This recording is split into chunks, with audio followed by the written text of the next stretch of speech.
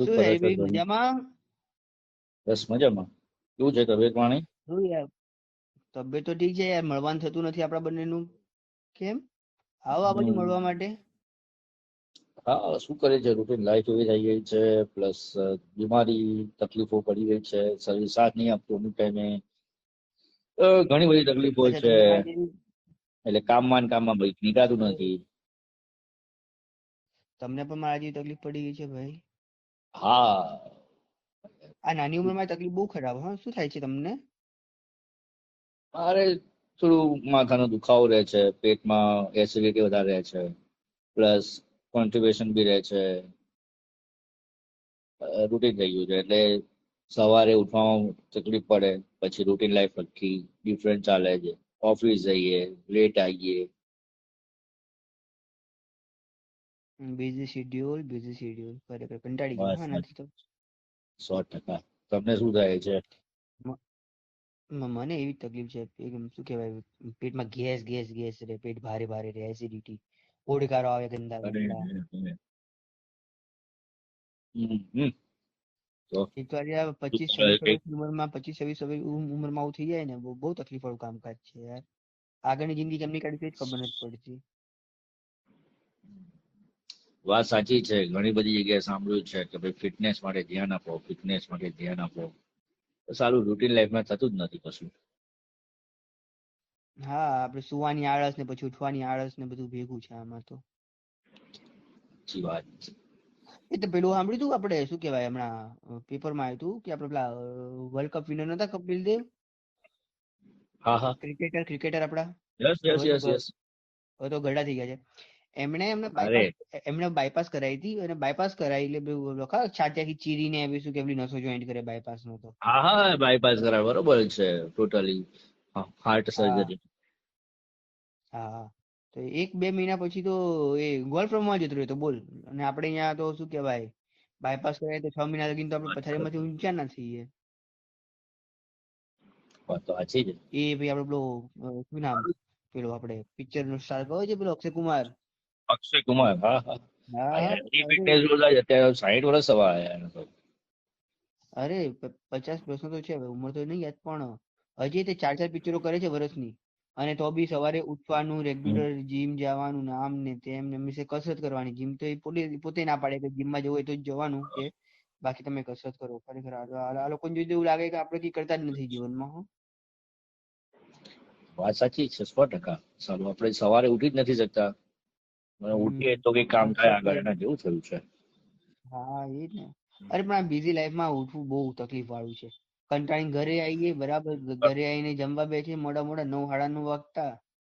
પછી જમીન તરત સુવાય નહીં એટલે ભાઈ હલકા ફલકા કરીએ. પછી આ મોબાઈલ દાટ વાળ્યો છે, મોબાઈલ પર રીલ મચડી જવાની એક પછી એક પછી એક. 100%.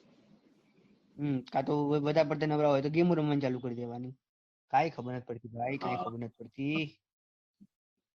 એ વાત સાચી એવું છે. લાગે છે ને કે પેલું શું કે આપણું જીવન એક સર્કસ જેવું બની ગયું છે. ગોળ ગોળ ગોળ ગોળ ગોળ ઘૂમી જાવ, એક ની એક ચાલુ ને ચાલુ ચાલુ ને ચાલુ. હા, મેં કંટાળી ગયા હમણાંથી ભાઈ. વિચાર કર્યો છે થોડો રાતના ટાઈમે તો હું ચાલવાનું ચાલુ કર્યું મેં ફિટનેસમાં. એટલે આપણે એવું વિચાર્યું હતું તકલીફો ઓહો. પડી એટલે પછી શું ધીમે ધીમે રાતના ટાઈમ કાઢ્યો થોડો, ભલે મોડા તો મોડા પણ વોકિંગ થી ચાલુ કર્યું છે. હમણાં અઠવાડિયું થયું છે. હવે ધીમે ધીમે જો વિચાર એવો છે હા કે હા. થોડું સેટ થઈ જાય, સવારે રાતે વહેલા સુઈ કે સવારે ઉઠાય તો પછી સવારે ચાલુ કરવું જોઈએ ચાલવાનું. થોડું નાની મોટી કસરત પણ કરવાનો ટ્રાય કરવો છે. પણ કસરત કરવાથી એટલું છે, ચાલવાનું ચાલુ કર્યા પછી ઘણો બધો ફાયદો થઈ રહ્યો છે. કેમ પેટ અંદર ઉતર્યું 2-4 કિલો ઓછું થઈ ગયું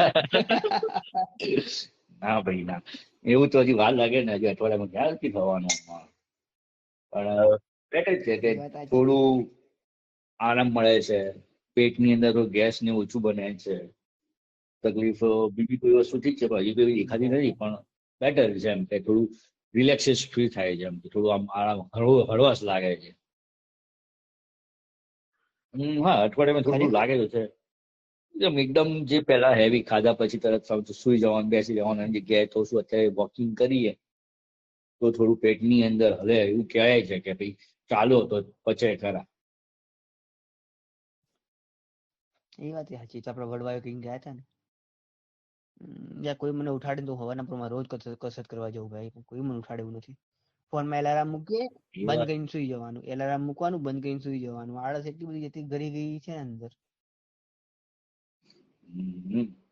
પણ ફિટનેસ ની અંદર બીજી વસ્તુમાં સારું શું અત્યારે આપણે કસરતમાં ચાલવા કરતા બીજું શું શું કરાય?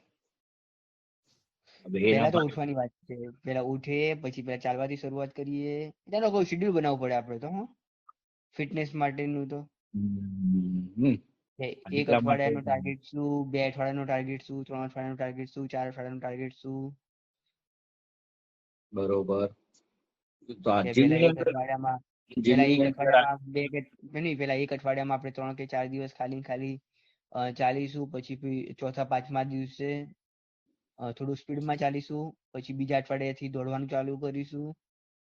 પછી તો પુલઅપ ને પુશઅપ ને બહુ બધું છે ભાઈ, બહુ બધું છે. અચ્છા, હા એટલે અત્યારે તો પુશઅપ ને તો એક વખત ટ્રાય કર્યો પણ થતો નથી. પણ હા, ફિટનેસ માટે વિચારવાનું 100% છે અને એના માટે હવે જરૂર છે. મારે થવા આયા 30 ઉપર તો ચાલ્યો. ઓહો. પણ ફિટનેસમાં તો આપણે દેખ્યું, તો કારણ કે જે લોકોની લાઈફ છે આ લોકોની, અમિતાભ બચ્ચન છે, પછી પેલા આપણે હમણાં જ શું નામ આપણે મોદી સાહેબ, નરેન્દ્ર મોદી સાહેબ, આટલી ઉંમરે પણ નાના મોટા યોગાસન ફિટનેસ અરે બધું વાત સારું એવું કરે છે.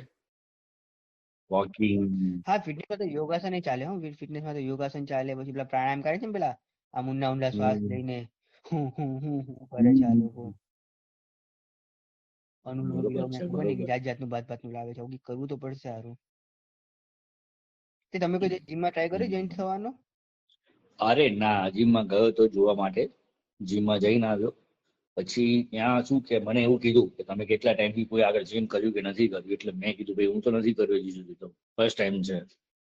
એમણે પછી મને એવું કીધું કે તમે એવું હોય તો થોડો ટાઈમ જોઈન કરો, જુઓ, કારણ કે ત્યાં બધી હેવી કસરત છે, કોઈ રનિંગની જગ્યા ના હોય, નાની જગ્યા હોય છે, મશીન્સ મૂકેલા છે. ના ના પછી એ લોકો ઇન્સિસ હોય કે ભાઈ પેલા તો તમે જોઈન કરી લો, કરી લો.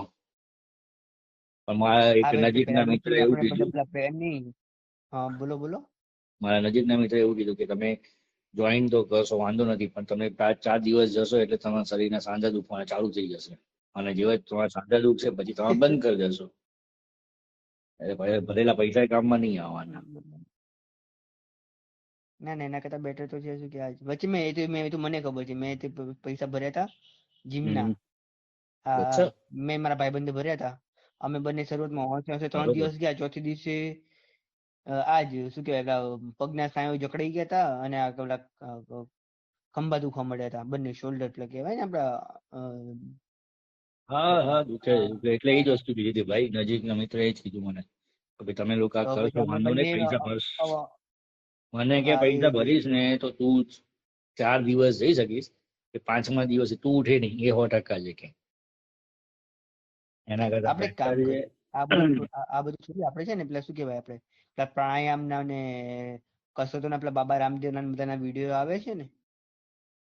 હા, હા, એ આપણે એવું કઈક કરાય, એમાં સાંધા બંધા ના દુખે હો. એ વાત સાચી છે 100%. પણ એમાં જે શરીરની ફિટનેસ છોડી દેવાની. હા, તો એનાથી શરીર કેવું લચકદાર શરીર હોય છે જે યોગાસનો કરે છે એમનું. હમ. મેં તો એવું સાંભળ્યું છે કે શું કે અમુક અમુક ખાવા પીવાનું બંધ